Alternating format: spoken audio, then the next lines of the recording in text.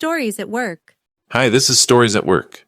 Today I'm sharing a fictional, dramatized story from the world of IT service delivery and client success about what happens when a CEO's son treats an SLA like a marketing line and fires the one person who refused to pretend everything was fine. I wasn't fired because I failed. I was fired because I refused to lie with a straight face on behalf of the CEO's son. By the time this happened, I'd been in client operations long enough to recognize the sound of a contract about to walk. It isn't shouting, it's polite emails that get shorter. It's calendar invites that suddenly include legal.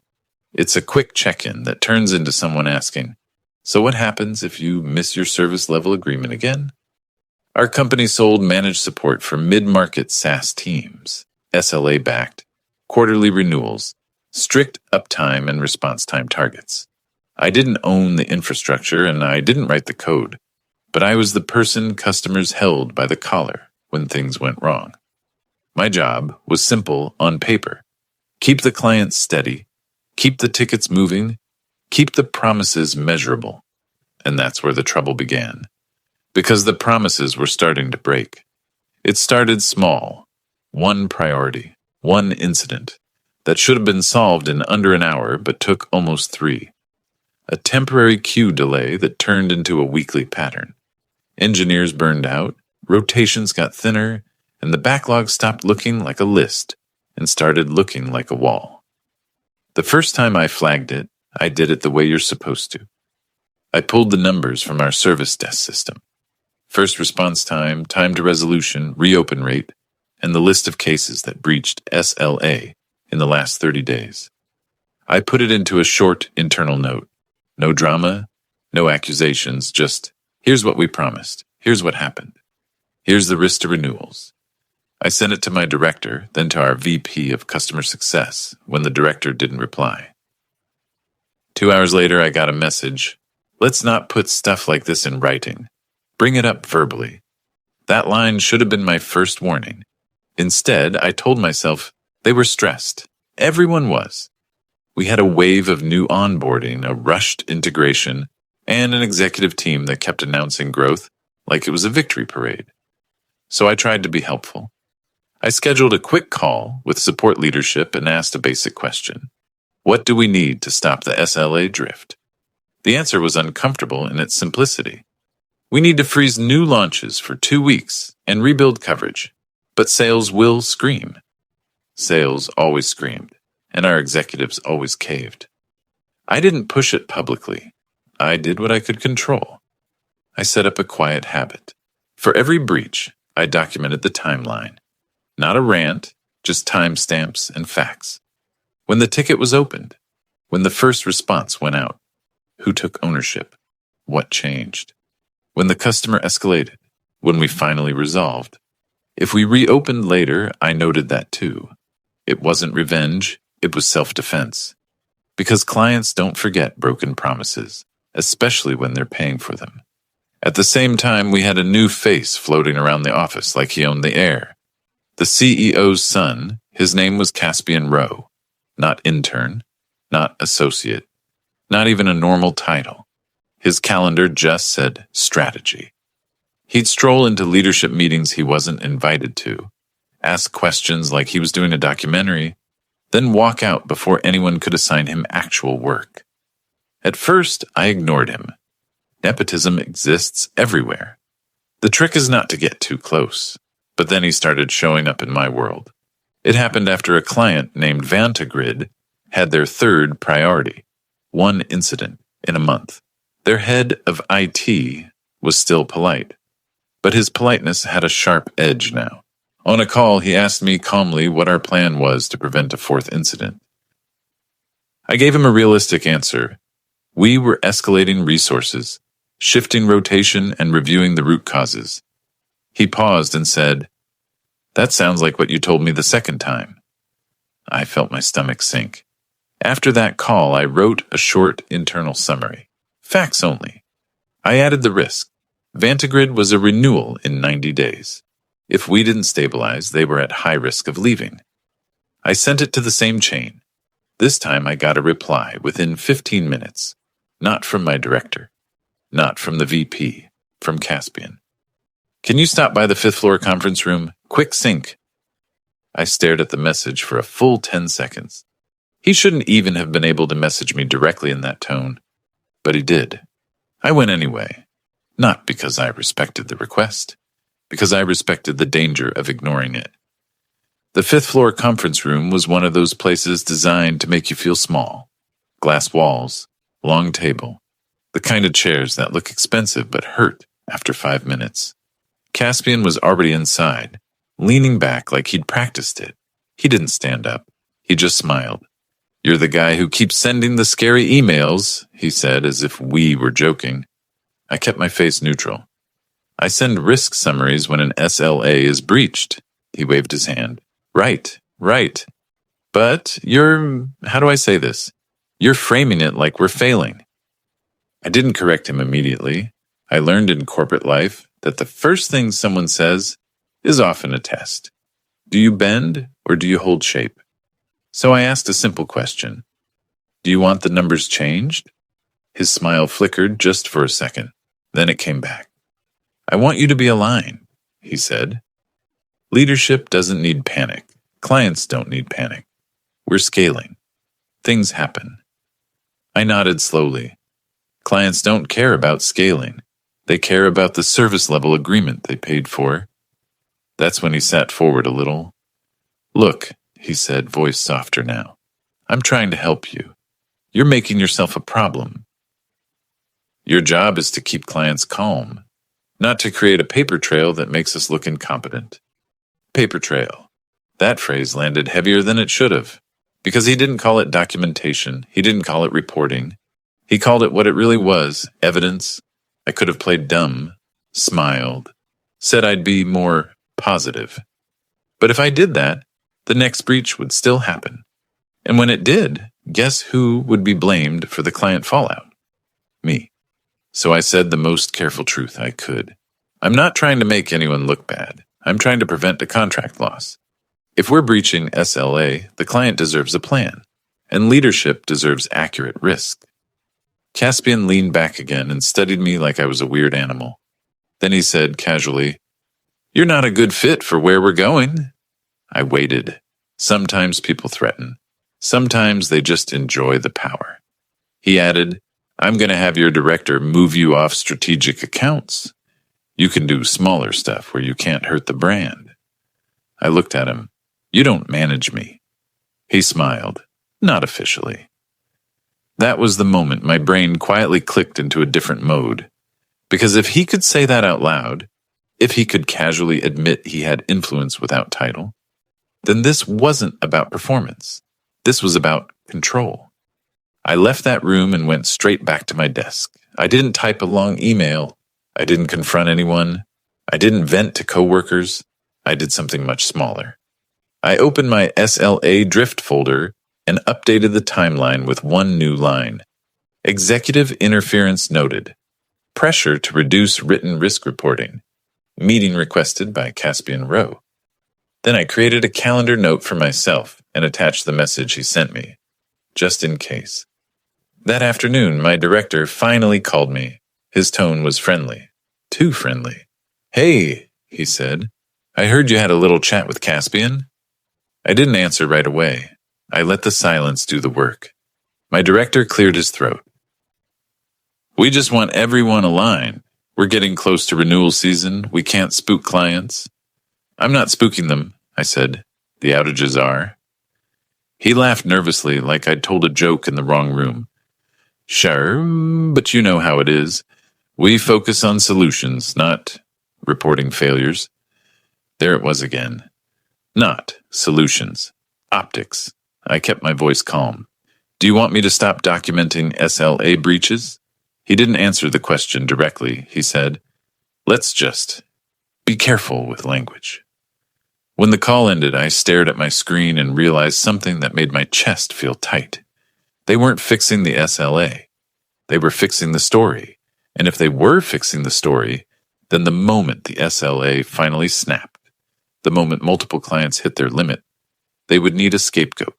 Someone rigid, someone not aligned, someone who made leadership look bad, someone like me. That night, I went home and didn't sleep much. Not because I was panicking, because I was mapping. If they pushed me out, what would they lose? Not access, not code, not infrastructure. They'd lose the one person who knew which clients were already halfway out the door and exactly why. And they'd lose the only set of timelines that showed the difference between a service problem and a leadership choice. I didn't know when they'd make their move, but I knew they would. And the worst part, I could already see how they'd explain it afterward. They'd say I was negative. They'd say I couldn't handle growth. They'd say I failed to maintain client confidence.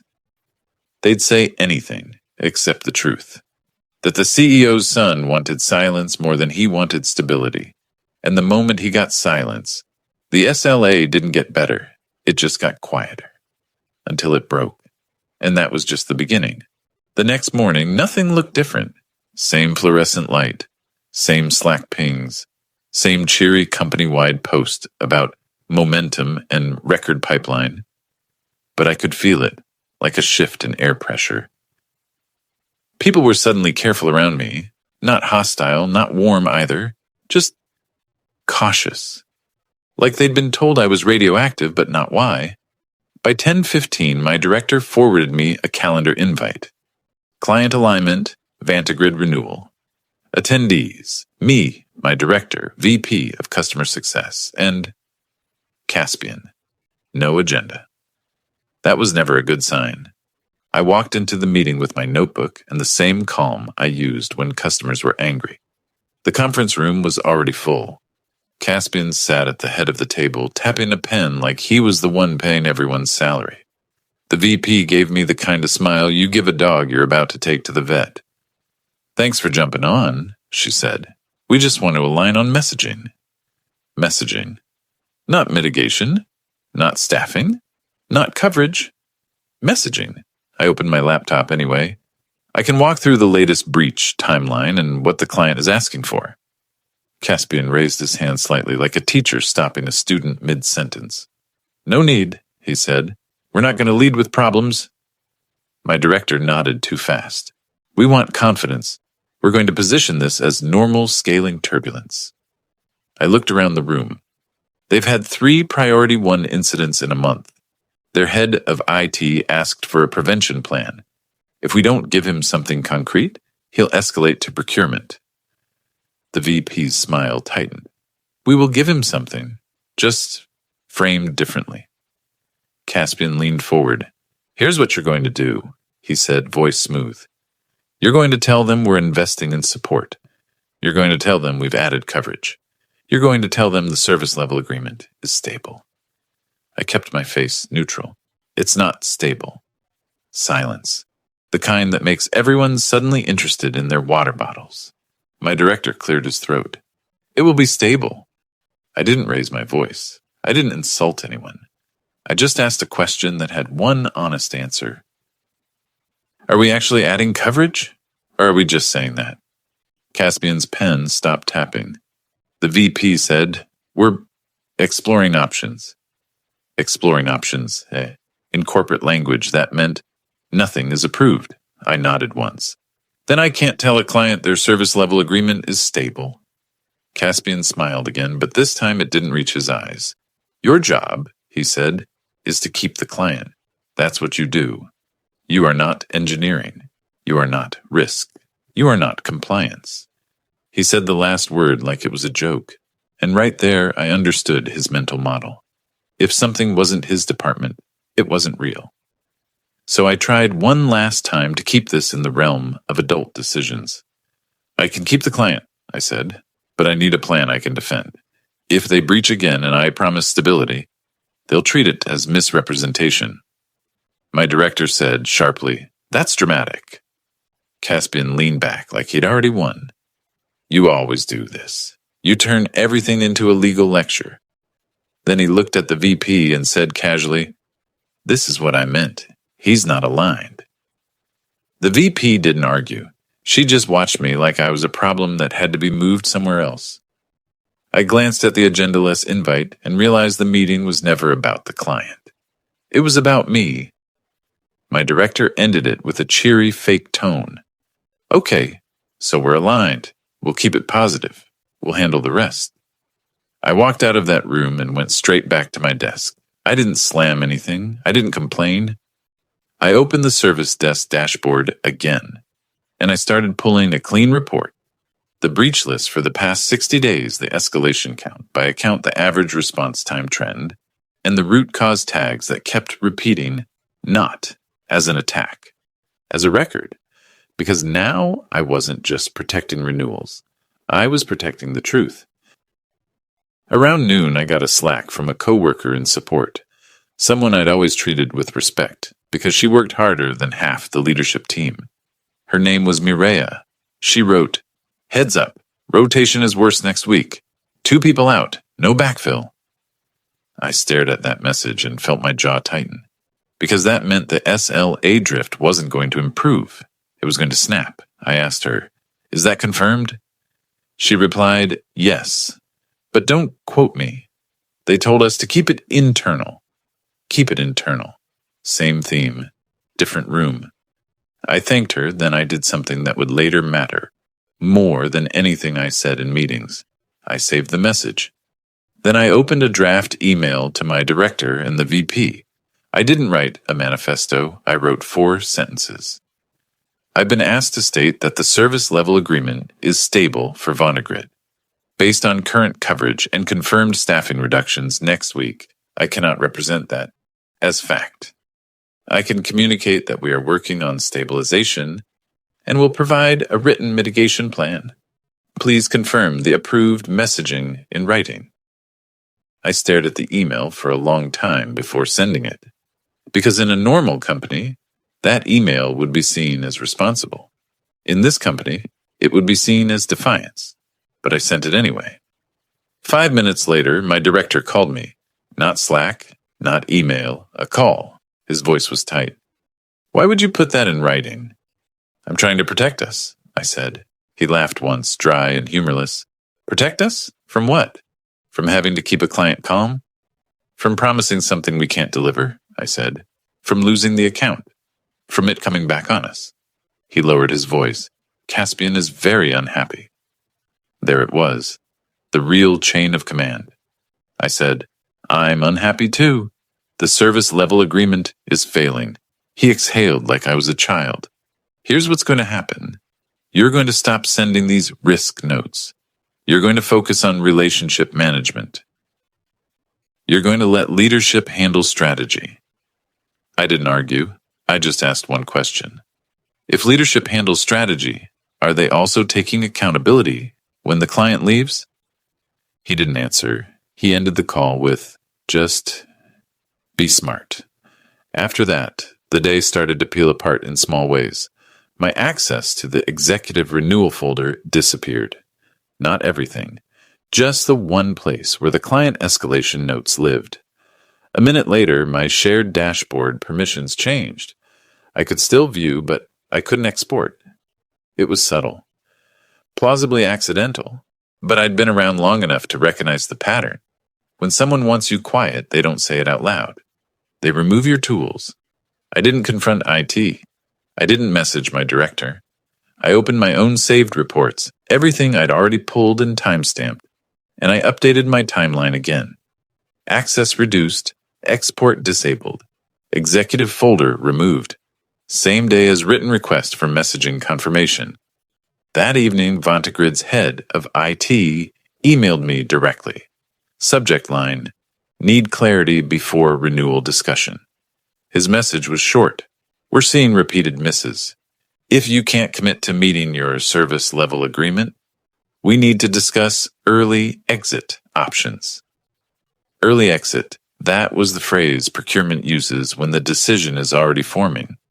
I read it twice, then sat back in my chair and felt something cold settle in my chest. Because I could see the future. I could see the next outage, the scramble, the apologies, the promises. I could see leadership blaming support, blaming engineering, blaming unexpected volume. And then when the renewals started collapsing, I could see them looking for one clean reason they could put in a slide deck. One name they could point at. The negative one. The uncooperative one. The one who wouldn't align. I didn't reply to the client right away. Instead, I opened a new document and started drafting a mitigation plan myself. Something real, something measurable, something the client could hold us to. Because if they were going to force me into being the face of this, I was going to do it the only way I knew how, with facts. And I didn't know it yet, but that decision would cost them everything. By the time I hit the office the next day, VantaGrid had already escalated, politely. That's the thing about mature clients. They don't blow up in all caps. They just add people who scare you.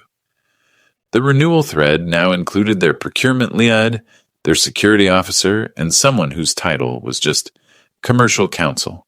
No greeting, no pleasantries, just a question that cut through every messaging alignment meeting we'd had.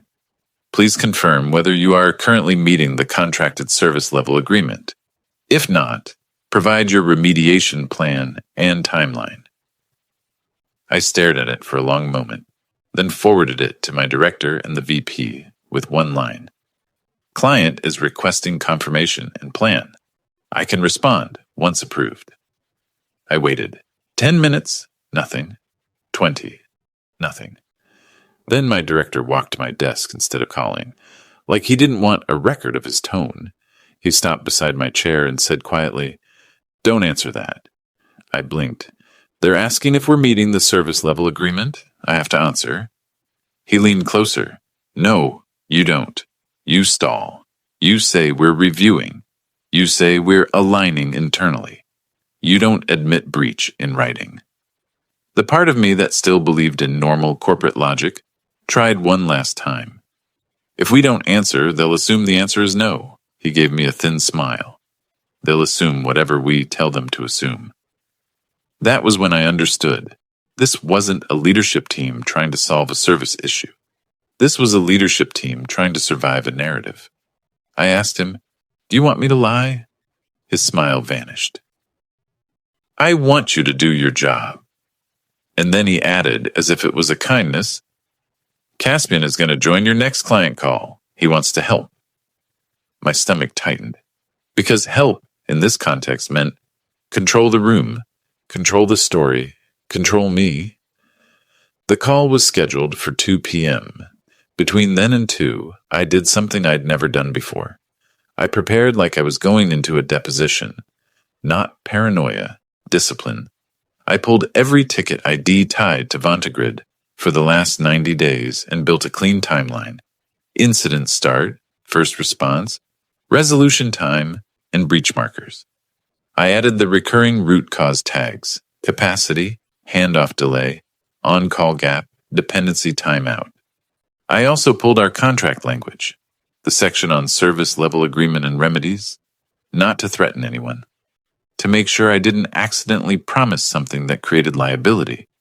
Then I saved it as a PDF and dropped it into my personal working folder. Not hidden, not secret, just mine. At 1:47, Mireya from support pinged me again. "Another heads up. We're going to miss. We have a P1 right now and nobody available. On call isn't answering." I stared at the message. Because if we were already in a priority 1 incident before the client escalation call, the call was about to turn into a funeral. I asked, "Why isn't on-call answering?" She replied, "He's in training. They changed the rotation yesterday. Nobody updated the schedule." I sat back, slow. Rotation changed yesterday. Same day my export permissions were removed. Same day leadership told support to keep staffing internal. It wasn't a coincidence. It was the system they'd chosen. Hide the weakness, then blame whoever points at it. At 2 o'clock, I joined the call. VantaGrid's head of IT was there. Voice calm, but clipped. Procurement was there. Quiet. Commercial counsel didn't speak at first, but their presence sat in the silence like a weight. And then Caspian joined. He didn't introduce himself as Caspian. He introduced himself as Office of the CEO. That one phrase changed the temperature instantly. "Thanks for taking the time," he said warmly. "We value the partnership. We've been growing fast, and we're making investments to ensure stability." I watched the client's head of IT react, subtle, but I caught it. That tiny pause people make when they hear executive Polish over operational reality. Caspian continued, "I want to be very clear. We are committed to meeting our service level agreement. We are stable." I didn't interrupt him. I let him say it. Because sometimes the fastest way to expose a lie is to let it land in public. The client's head of IT asked, "So you're saying response times will return to contracted levels immediately?" Caspian smiled through the phone. "Yes, we've already taken action." Procurement finally spoke. "Can you describe the action and provide dates?" Caspian hesitated, half a beat too long. Then he said, "We've added coverage." Added coverage. I looked at Maria's message again in my head. 2 people out, no backfill, on call and training, schedule not updated. I kept my voice calm. "Can I add operational detail?" I asked. Caspian said quickly, "We're good." The client's counsel spoke for the first time, tone neutral and sharp. "No, please. We would like operational detail." I could feel Caspian's irritation even through the audio. "Fine," he said. "Go ahead." I didn't attack him. I didn't embarrass him. I just stated facts. In the past 30 days, we've had 3 Priority 1 incidents that breached the service level agreement. Today, we currently have an active priority. 1 incident due to on-call coverage gap. We are working it, but I can't represent it as stable until we close it and implement a mitigation plan. Silence. Then the head of IT said quietly, "There's an active Priority 1 incident right now?" I answered honestly. "Yes." Procurement asked, "And you said you added coverage?" I didn't answer that. I wasn't going to speak for Caspian. Caspian cut in, voice slightly higher. "We are in the process of finalizing additional coverage. Operational noise happens. That's why we have a strong executive team to ensure outcomes."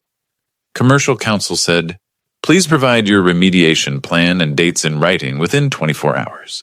Also confirm whether you are currently in breach." Caspian said, "We'll follow up." The call ended shortly after with the kind of polite goodbye that actually means, "We're done trusting you." The moment the Zoom disconnected, my phone rang. My director, I answered. He didn't say hello. "What the hell was that?" he snapped. "I told them the truth," I said. "You made us look incompetent," he said. "Caspian told you not to speak."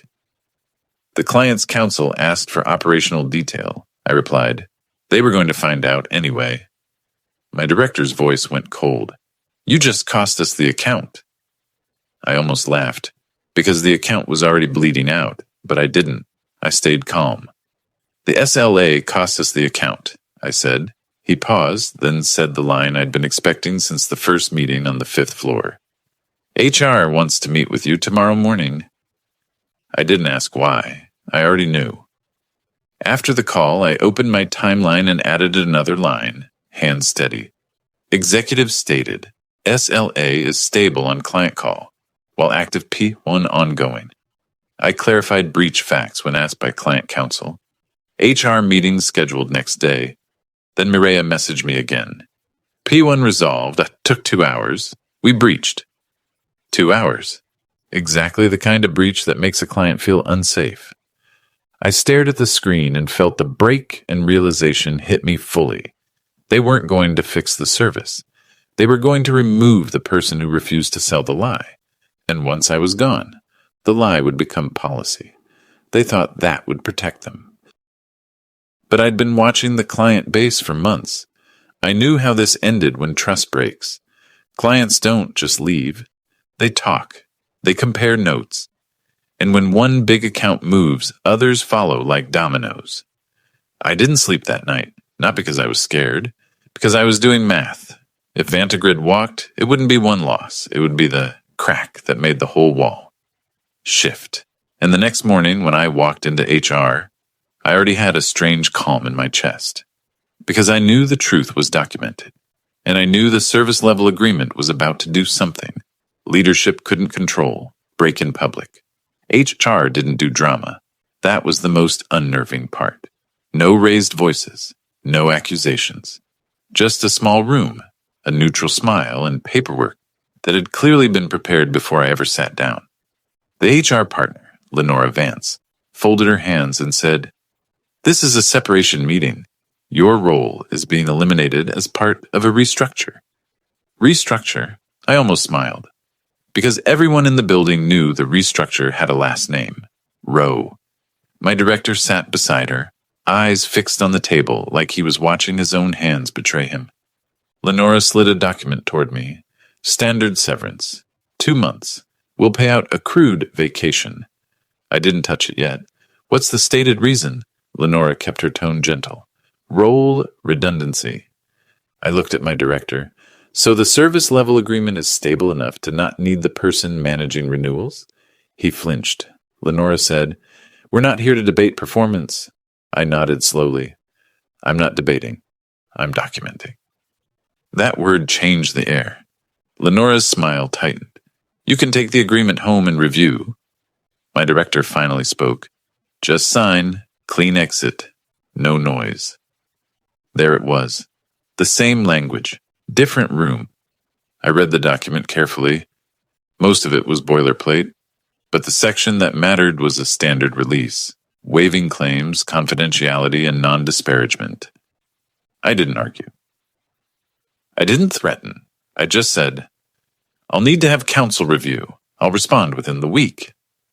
Lenora's eyes flicked, tiny, almost invisible, toward my director, as if checking whether that was allowed. Then the door opened and Caspian walked in like he owned the building's oxygen. He didn't sit. He stood behind Lenora's chair, hands on the backrest, and said, "We can make this very easy." I kept my voice flat. "I'm sure you can." He smiled. "Sign today. We keep it respectful. You go quietly." Lenora cleared her throat. "Caspian, it's fine," he said, cutting her off without even looking at her.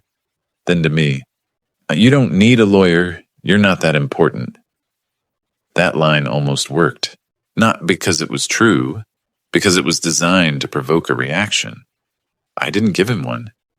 I stood up, gathered the papers, and said, "Send any changes through HR." Caspian's smile didn't move. "Badge and laptop." My director finally met my eyes for the first time that morning. He looked relieved, like if I just handed over the equipment, the guilt would stop touching him. I returned the laptop. I returned the badge. I let security walk me out. The whole thing took less than 15 minutes. At my car, I sat with my hands on the steering wheel and stared at the building. It should have felt humiliating. Instead, it felt like a door clicking shut, because now the only thing they controlled was the story inside their walls. They didn't control what was about to happen outside. By noon, Mireya texted me from her personal number. Caspian just told support we're back to green and to stop escalating to clients. We're not green. I didn't respond immediately. I let that sit in my chest, cold and steady. Then she sent another message. On-call schedule is a mess. 2 more people out, no backfill. They're telling us to make do. I took a screenshot and saved it into the same folder where I'd kept every timeline, not to weaponize her, to preserve reality. Because I already knew the pattern. When leadership stops allowing bad news doesn't disappear. It just arrives without warning. That afternoon, I got an email, not from Vantegrid, but from a different account I'd been managing. Kestrel Bridge. Their operations lead was usually easygoing. Subject: quick question, are you still our point of contact? I stared at that for a moment. Then another email, Sundial Metrics. Same subject, different wording. We heard you left. Who owns escalation now? And then a third, North Harbor Health. We're concerned about continuity. Please confirm who is accountable for service level agreement commitments. I didn't have access to my work email anymore. These were coming to my personal address because over the years, clients had copied me when things felt shaky. It wasn't policy.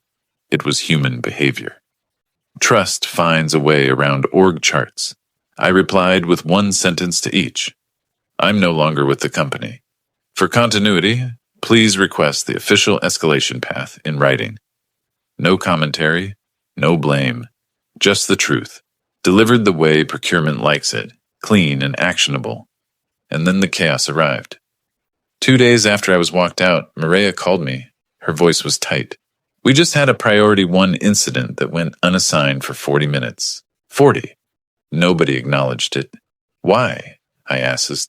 She laughed once, small and bitter. Because the new strategy is to keep everything internal. Escalations make leadership look bad. I closed my eyes. Did it breach? I asked, even though I already knew. Hard, she said. Clients' counsel joined the bridge. They demanded the call recordings and ticket history. My stomach didn't drop. It settled. Because I could see the next dominoes falling in order, like a timeline I'd already written. That night, my phone lit up with a number I recognized. Vontagrid's head of IT. I almost didn't answer.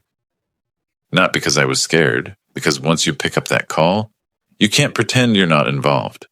I answered anyway. He didn't say hello, he said. They told us you were redundant. I stayed quiet. He exhaled through his nose. We had another breach, and they claimed they were stable, again. Procurement is done. I said carefully, I'm not in a position to advise on their operations anymore. I'm not asking you to, he said. I'm asking you one thing. Did you warn them? That question hit harder than any insult Caspian had thrown at me. Because the answer was yes, and the proof existed. So I said, I documented risk and asked for approved messaging in writing. That's all I can say. He paused. If procurement asks you directly whether you warned them, will you tell the truth? I'll tell the truth, I said. He hung up. And then, silence. The kind that means something's gone wrong. The next morning, Mireia texted me a single sentence. Vontagrid terminated early. They're moving to your competitor. I stared at my phone until the letters blurred. Vontagrid wasn't just a client. They were the reference account. The one sales used as proof we were enterprise ready. If they left loudly, others wouldn't wait politely for their own breach. They'd leave preemptively. An hour later, it started. One cancellation request, then another, then a third. Not all at once, not a Hollywood explosion. More like a slow flood that becomes undeniable when you finally look down and realize the water is already at your ankles. A former co-worker in sales, Juno Caraway, messaged me from a burner account. Off the record, procurement calls are blowing up. People are referencing Vontagrid. They're asking if the SLA language was misrepresented. I replied with 2 words. Get it in writing. She sent back, they're panicking. Of course they were. Because panic is what happens when a narrative collides with a timestamp. By the end of the week, I heard the number through 3 separate people, none of them talking to each other. 55 clients had initiated moves, terminations, pauses, non-renewals, or transfers to competitors. After consecutive breaches made the service level agreement look like marketing, not a contract. And here's the part leadership never understands until it's too late. Clients don't leave only because service fails. They leave because they feel lied to. That's the moment trust doesn't just crack, it shatters. 2 weeks after my termination, Lenora from HR emailed my personal address. Subject: clarification request, client escalations.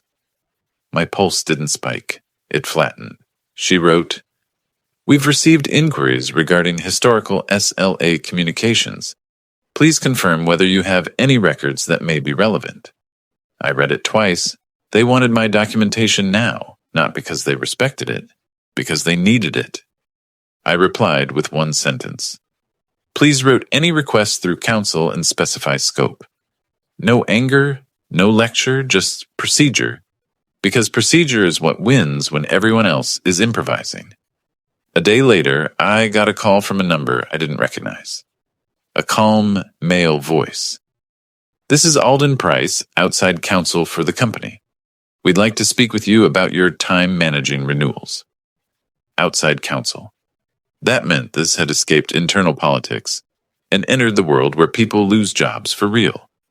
He asked if I'd be willing to share any documentation related to SLA risk, reporting, and executive directives. I said, I can share factual records and timestamps. I won't speculate. He agreed immediately, too quickly. Then he said something that made my mouth go dry. There may be a litigation hold. Do not delete anything. A hold. Legal had arrived. And once legal arrives, titles stop working like shields. I opened my folder, my timelines, saved messages, exported breach reports, the email where I asked for messaging approval in writing. Everything clean, everything dated. I forwarded it to my attorney first, then through proper channels. No threats, no dramatic captions, just the truth, organized. Here's the only commentary I'll add, because this is the part people learn too late. If a company punishes documentation, it's not because documentation is wrong. It's because documentation removes their ability to rewrite reality later. And when money is on the line, reality always comes due. 2 days after that, Juno messaged me again. All hands meeting. Closed door. Caspian got pulled out mid-sentence. CEO looked old. I stared at that line. Pulled out mid-sentence. That doesn't happen to people like Caspian unless something bigger finally grabbed him by the collar. Then Mireia sent the final piece. A photo of a calendar invite someone accidentally forwarded to the wrong distribution list. Subject, board update, customer attrition, and SLA exposure. Attendees included the CEO, outside counsel, and a compliance director I'd never even met. I exhaled slowly, because the chaos had reached the one place it couldn't be spin managed, the board, and I realized something I didn't expect to feel. Not joy, not triumph, just a clean, quiet sense of balance. They wanted me gone to protect the story. Now the story had numbers, and numbers don't care whose son you are. They thought I was gone. I wasn't. 2 months after they walked me out, I was sitting at my kitchen table in a quiet apartment. I could finally hear myself thinking. No slack, no emergency bridges, no executive alignment meetings that were really just pressure in a suit. Just a mug of coffee and my phone face down, because I'd learned the hard way that calm is something you protect. Then an email came in from a domain I didn't recognize. Subject, request for statement, Vantigrid procurement. I opened it slowly. It was from their procurement lead, copying their commercial counsel. They didn't ask for gossip. They didn't ask for opinions. They asked one precise question. During your tenure, did you communicate internal concerns about repeated service level agreement breaches to company leadership? And were you instructed not to document those concerns? I stared at that sentence until I could feel my pulse in my throat. Because this wasn't a curiosity email. This was a document being built. A record. I called my attorney before I replied. When you're dealing with procurement and counsel, you don't improvise. You don't clear things up. You don't try to be helpful in a way that gets you pulled into someone else's mess. My attorney told me what I already knew in my bones. Answer the question. Only the question. With facts. With dates. With proof. So I did. I attached my timeline summary, ticket IDs, breach dates, escalation logs, and the email where I asked for approved messaging in writing. I wrote a statement that was almost boring. Yes, I reported repeated SLA breaches and renewal risk to leadership. Yes, I was pressured to avoid documenting risk and to keep it positive. Yes, executive leadership stated stability to the client, while an active priority, one incident, was ongoing. Yes, after I asked for approved messaging in writing, my access was reduced and I was terminated the next day under restructure. No emotion, no adjectives, just timestamps. When I hit send, I didn't feel satisfaction. I felt closure, because the story was no longer mine to carry. A week later, I got a second email, this time from outside counsel representing my former company. They wanted a call. I declined. I offered written responses only through my attorney. That alone changed their tone. People who rely on pressure hate paper. And then I got the update that made everything click into place. Mireya called me on a Sunday because she couldn't hold it in. "They're doing layoffs," she said. "Not small ones, big ones." I stayed quiet, letting her speak. The board got involved. They're treating it as a governance failure. They brought in an interim compliance lead. Security is auditing everything. They're going through ticket history like it's a crime scene. I didn't ask about Caspian right away. I already knew what the answer would sound like if it was true. Mireya said it anyway. "He's gone." 2 words, no celebration in her voice, just exhaustion. "Resigned," she added, then corrected herself. Or that's what they're telling people. But his access was revoked before lunch. I saw it happen. Access revoked before lunch. That's not a voluntary exit. That's containment. I hung up and sat there for a long time, staring at the wall, feeling the weirdest emotion of all. Not revenge. Relief. Because in the end, the thing that took him down wasn't a dramatic confrontation or an angry employee. It was the same thing he tried to kill first. Documentation. The board didn't care about personalities. They cared about exposure. The moment 55 clients started moving contracts, especially after counsel was on calls and procurement had the paper trail, the company wasn't fighting a PR problem. They were fighting contract remedies, misrepresentation claims, and a loss of trust that spreads faster than any outage. A month later, I met Vanagrid's head of IT for coffee at his request. He looked tired, but lighter. "We're stable now," he said. "Not perfect, but stable." I nodded. "That's all anyone really wants." He hesitated, then said, "You know what made me furious? It wasn't the outages. Outages happen. It was that they treated us like we were stupid." That line stuck with me, because that's what leadership never understands. Customers can survive failure. They don't survive being lied to. Before we left, he offered me something unexpected. "We're hiring," he said. "Client operations, vendor governance, someone who can actually say no when it matters." I didn't answer immediately. My old self would have jumped at the idea, like it was a trophy. But my new self asked the only question that mattered. "Do you back no when it's inconvenient?" I said. He smiled. "Tired. Real. That's why I'm asking you." I took the job, not as revenge, as a reset. And on my first week, I wrote a 1-page internal rule that I still keep saved on my desktop. If an executive asks you to stop documenting risk, that is the risk. Because documentation is not negativity. It's accountability. And accountability is the only thing that makes a service level agreement mean anything at all. That's the lesson I paid for with a termination letter and a quiet walk to my car. Power loves silence, but contracts love timestamps. And in the end, the truth doesn't need to shout. It just needs to exist, clearly, calmly in writing. Thanks for watching Stories at Work. If this fictional, dramatized story hit close to home, you know the lesson. Outages happen. But the moment leadership starts managing the narrative instead of the SLA, the fallout gets expensive fast. If you want more workplace stories where facts, timelines, and calm decisions bring the karma, tap, like, subscribe, and comment below. In my place, would you have played along or document everything and let the timestamp speak? See you next time.